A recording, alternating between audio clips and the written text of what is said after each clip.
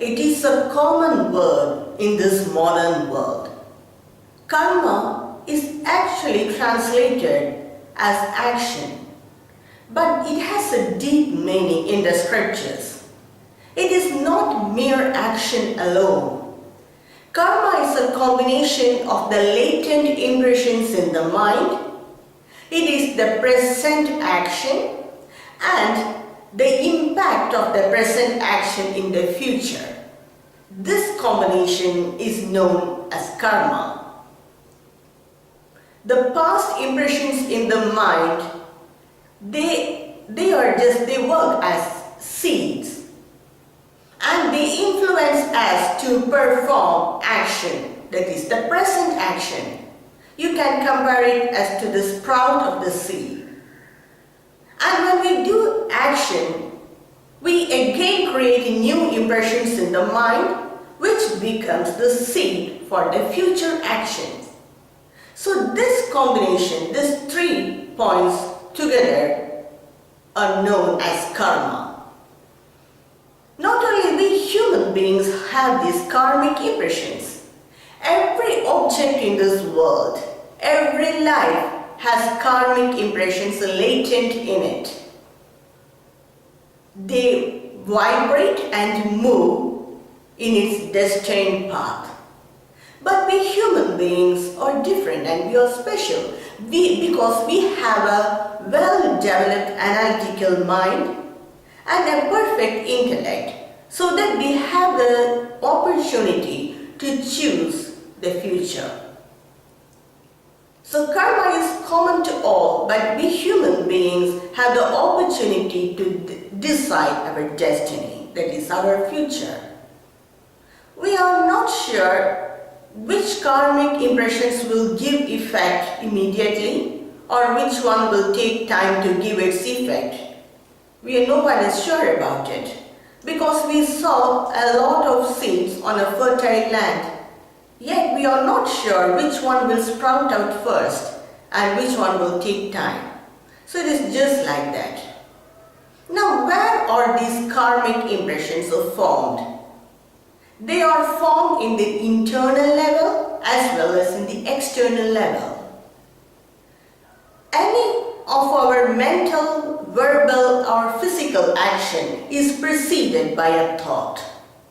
And thoughts are vibrations. So any of our action is preceded by a thought. And these thoughts form impressions in the 5 places. That is the 3 places in the internal level and the 2 places in the external level. As soon as a thought is formed, the vibrations of all our mental, verbal and physical activities are recorded immediately in the chitta, that is the memory, then in the DNA and in the genes, that is in the internal level.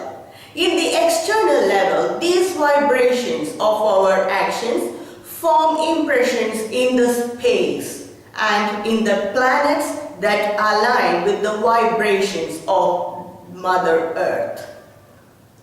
So in these 5 places, all our thoughts, feelings, emotions, our motives, attitude, everything as vibrations, they are immediately form impressions in these 5 places. Among them, the impressions formed in the chitta, that is in the memory, is very important. It has more power than all these other places because it is very close to us and it has a great impact on our thought system. Now, how are these impressions formed in the mind, that is in the chitta? Mind has a substrandum, that is a base, which is formed out of the subtle concepts of the 5 basic elements. The vibrations of our thoughts form impressions in this substrandum. And mind has 4 functions.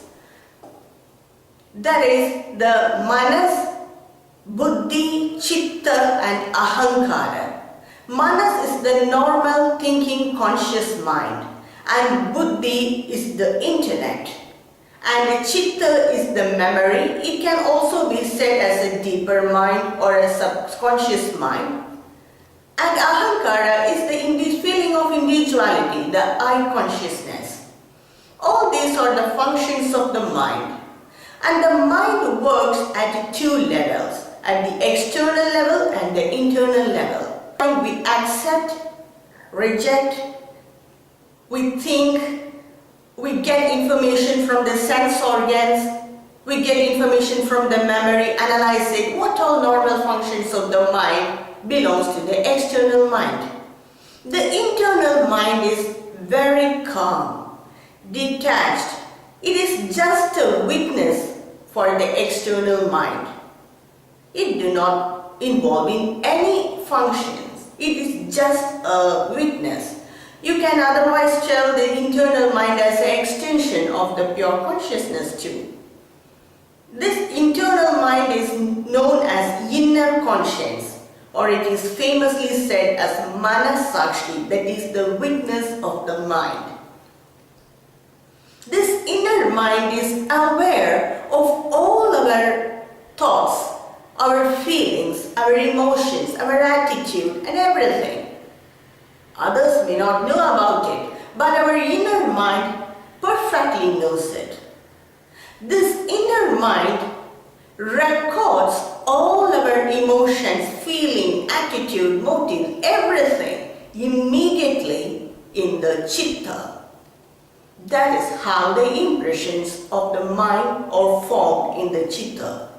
It remains in the chitta for some time until it experiences the impact of the created thought, the reaction of the created thought. It remains there.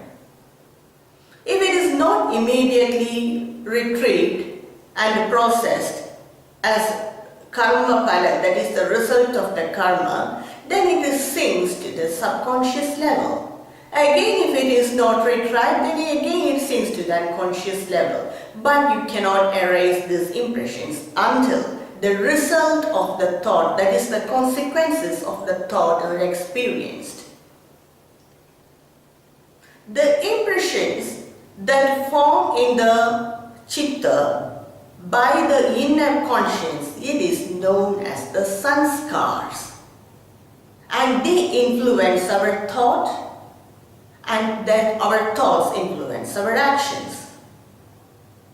Whenever we create a thought, either it is positive or negative, it forms an impressions in the mind, and these thought vibrations travel outside.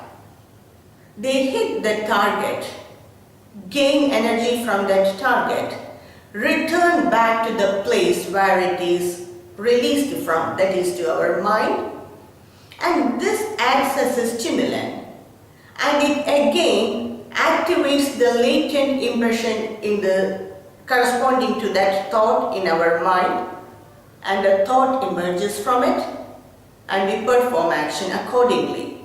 Not only that, the impressions of the thought in the mind makes the subconscious mind to attract situations according to these thoughts. So that's how the karma works. Thank you for watching.